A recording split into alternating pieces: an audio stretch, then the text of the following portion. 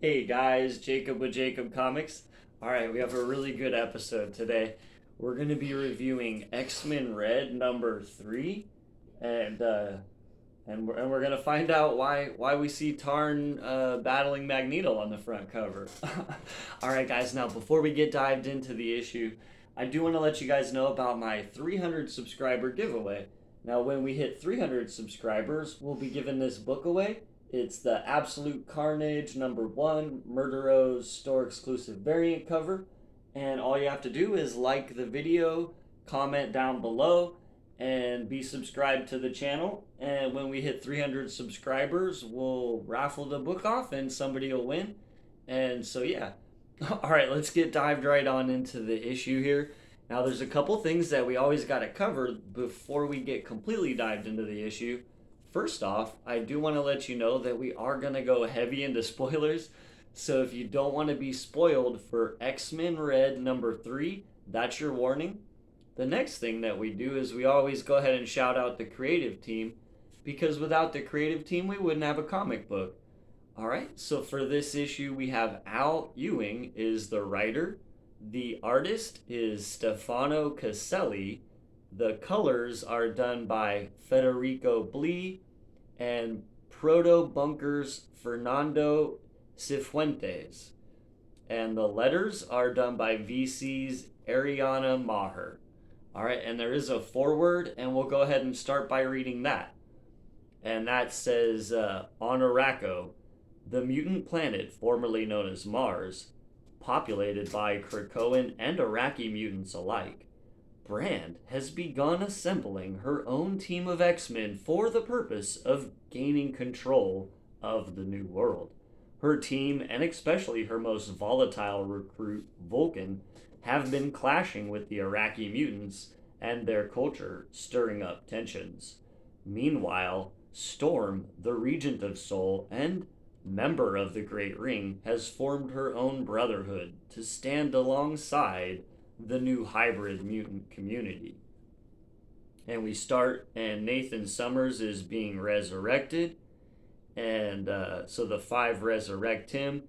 And as he's kind of walking off after being resurrected, uh, John Proudstar Warpath pulls him aside and is talking to him, and he, Cable's like, "All right, fine."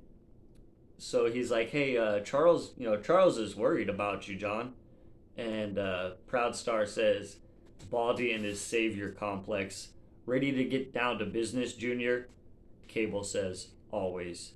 The stealth arm is now shielding us from all surveillance, including telepathic, while Hollow casting a deep fake stream of you cursing me out, extrapolated from our encounter in the Red Lagoon. That was a very believable performance you gave, John. Kudos on your acting skills." He says, "I wasn't acting. I meant every damn word. You and Frost, you used Jimmy. You put him on your path, made him fight in your personal wars, and I wasn't there. But I'm here now. And I say there'll be consequences for it soon as we fry the bigger fish. What are you looking at?" He says, "Me?" Says Manifold from a tree. And he says, "I'm looking at all this testosterone floating about, mate. You could cut it with a knife. We gonna talk about Brand today or what?" And then we cut to, I wanted to show this. I thought it was really cool. It's kind of like an advertisement for the fight, which is Vulcan versus Tarn the Uncaring, as you can see there. And the the ad says, "Special challenge: the Circle Perilous today at sunset. Son of Summer, Prince of Krakoa, Lost Emperor of Shi'ar, co-creator of our very world, Vulcan, challenges Tarn, Warden of the Abyssal Prisons, head of the Vile Schools, enemy of Araco the Uncaring, for the Seat of Loss. Additional challengers welcome. First come, first seated." And so we see up on the sword station, the keep, where Storm confronts Abigail Brand about setting Vulcan up for this fight versus Tarn the Uncaring. Of course, Abigail Brand completely denies it. She's like, I've got nothing to do with it. And Storm's like, not happy about it, but she ends up leaving with Brand saying, meeting adjourned. All right, Aurora, I guess I'll see you in the audience. And Storm walks away very upset. And then back at the Autumn Palace, which is like the new meeting place for Storm, Magneto, and Sunspot, all the good guys, and this new guy Fisher King. And so they're all hanging out talking, and Fisher King says he's faced more challenges than ever since you fought him. A lot of folk, because Storm actually fought him in Sword number 8 and won. And so he's talking about Tarn the Uncaring, and he says he's faced more challenges than ever since you fought him. A lot of folk thought they smelled his blood on the circle floor, but it was their own, and it's spilled by the gallon. You ask me, this Vulcan's dead already. Sunspot says, Krakoans make a habit of surviving the impossible, Fisher King. Vulcan especially. If he wins? Fisher King says, a good if about Roberto. Tarn took the seed of loss to hurt us, to signal our defeat. Who kills him will be hero of our world. Should have been you, Aurora. Storm says, it would have lessened me. Tarn yielded, and he will again with the right pressure. Sunspot says, does that need to come from Vulcan, though? Anyone can challenge for a seat at any time.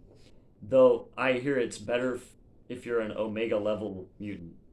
And everyone looks at Magneto, and he says, no, absolutely not. Removing Tarn from the board, from existence, would pose no moral quandary for me. But to set me in his place, another Krakoan, to push Arakko toward what we wish it to be? How does that make our brotherhood distinct from Brand's? Fisher King says, I don't see you on Krakoa now, or frowning at us from orbit. You built a home here, and you built it by our ways, with a door open to all. You fought alongside us, not above us. We see you, Max. You have a place in the broken land. We don't say that if it's not so.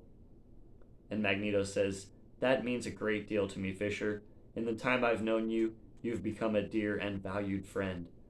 But even so, does your single voice give me the right to act for a whole world? Storm says, I share your reservations, Magneto, and I believe Tarn's blood on your hands would lessen you as well. But he is a living reminder of a dark past, a thorn in Arakko's paw, causing pain as long as he stays. While I doubt Brand's motives, removing Tarn from power could make a difference here. Perhaps we owe it to this world to try. Magneto replies, you remind me of Charles. He asked me to try, to work with him, make a difference. So I worked, and together we built our nation. And then I watched my daughter Wanda build our heaven, the waiting room that lets us resurrect all mutants. Even mutants who died before their mutant gene activated are waiting in that room. The hope that brought me, Aurora, the joy that those we'd lost were no longer lost. I think of Wanda as my child, but she was not my first child. First was Anya, my beautiful Anya, who I could not save, who died by fire. And Magneto starts to cry. Anya had no mutant gene. I will never see her smile again, never hear her laugh. For me, our very heaven is hell. You are on the Quiet Council, Aurora.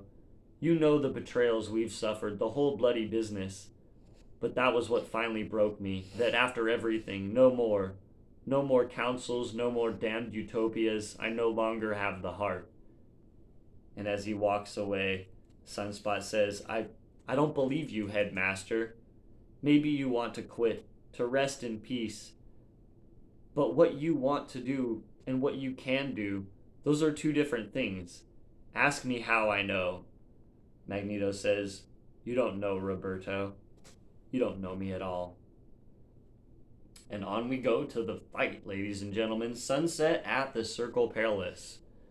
And Brand is watching the show, and we're gonna get into it. Tarn the Uncaring versus Vulcan. And Tarn says, I think I'll melt you and paint a canvas with the goo, immortalize you in art, as well as your silly Kurakoan eggs. And Vulcan says, I was never in an egg, Tarn.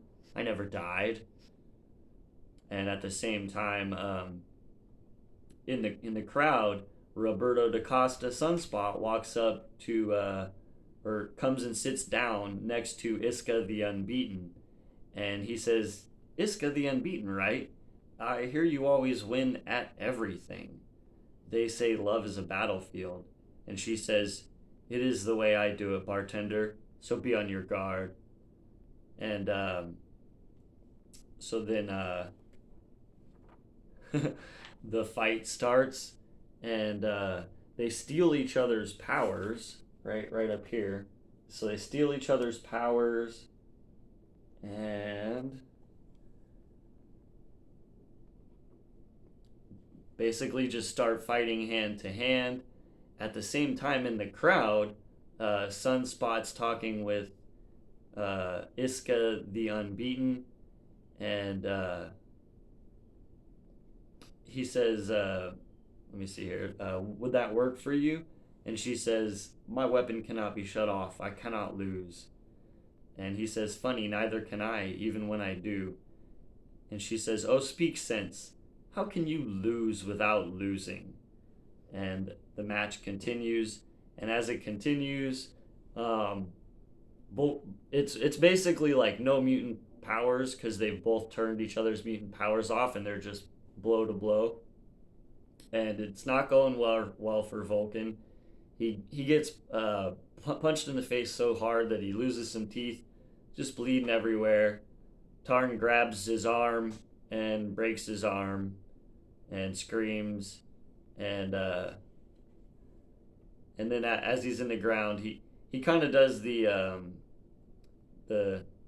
whole way Superman was killed by what's his name, he just punches him continuously into the ground, breaking the ground until Vulcan's done. And then he proclaims victory, and Tarn says, your challenger is dead. Tarn the Uncaring sits in the seat of loss. Praise Tarn.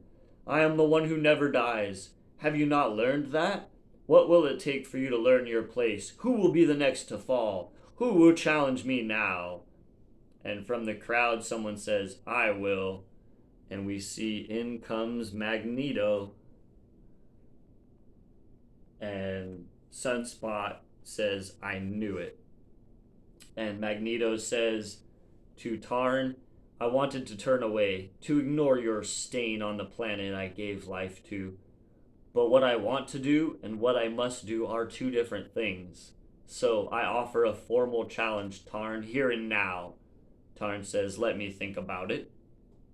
And Iska the Uncaring says to Sunspot, poor timing. Tarn's powers are returning. He'll stall another moment, then slaughter the old fool. Sunspot says, sadly, I have to agree, Iska. I bet you Tarn wins. And she gets furious and grabs him by the throat. You, I will kill you where you stand. And Storm comes running across from the other side of the stands and says, Iska, put him down now. And Sunspot says, while he's getting choked out, that's how you lose without losing. And she yells at Sunspot, challenge by insult. And she's furious, and Storm says, no, Iska, you've gone too far. And Iska says, fight me then. I can never lose. Don't you understand? Didn't any of you hear what he said? What he did? I fought beside Tarn for 1,000 years. I know him better than any of you. It should not be like this. I can never lose. She yells, I can never lose, as she's crying. And Magneto says some commotion in the stands. Just to kind of explain, that's Iska the Uncaring's mutant gene, is she can't lose.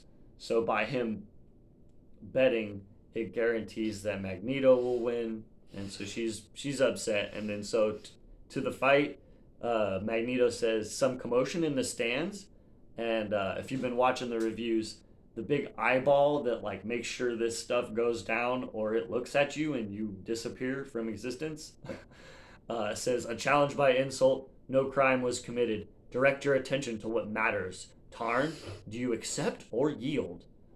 And Tarn says, yes, I do accept the challenge. And at the same time, Magneto thunks the helmet. He takes his own helmet off and puts it on Tarn the Uncaring's head.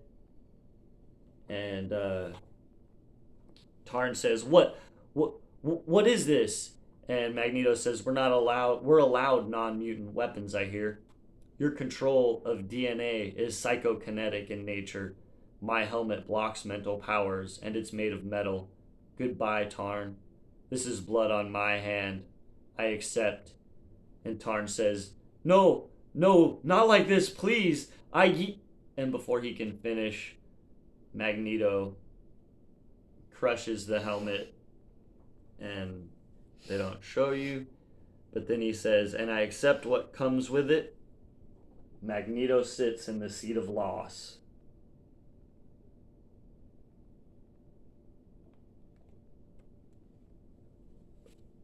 Wow, right? I was like, whoa, that was a good one. That's all I got, man. It's just I give it a thumbs up. That was it's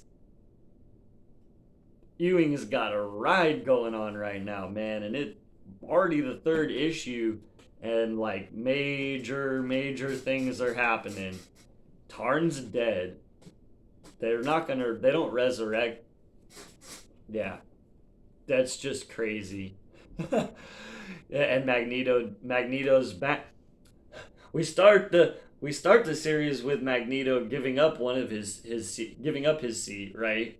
And already the third issue, and Magneto's back on the council now in Tarn's seat, and obviously now Magneto is going to be the hero of Arakko, and all of the Arakko mutants are going to be fanboying about him.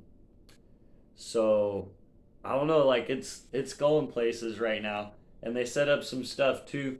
If you look back to the beginning, there's kind of a setup for something's going on with Cable and Warpath, John Proudstar, and so I'm not really sure exactly. You know, they haven't really revealed that, but they're definitely doing something. I hope it's good. I assume it's good. They're like good characters, but yeah, we'll have to find out. I mean, yeah. Check this front cover out too. Kind of like teases that Tarn might get a hold of Magneto, but that's not even how it goes down. It goes down so fast. Magneto doesn't even give a chance. As soon as Tarn says I accept, thunk goes on the helmet, and Magneto squishes it, kills him. Yeah, real fast. Magneto did not waste any time. He didn't want to mess around at all. All right, guys. Obviously I really like the writing by Ewing. The art in this one is like super amazing, with Caselli, and we got Blee on colors. Yeah, man, it was definitely a treat. You guys saw. All right, so X-Men Red #3 gets a thumbs up. Yeah, I loved it. That's what I have. Remember, guys, like, comment, and be subscribed to the channel, and that'll give you a chance to win the Absolute Carnage #1 Murderos variant cover. And if you guys watch this far into the video and you like this kind of content, you can help support the channel. Click the link below and shop on my eBay store, and I'll send you some comic books. All right, guys, we'll see you tomorrow, and have a great day.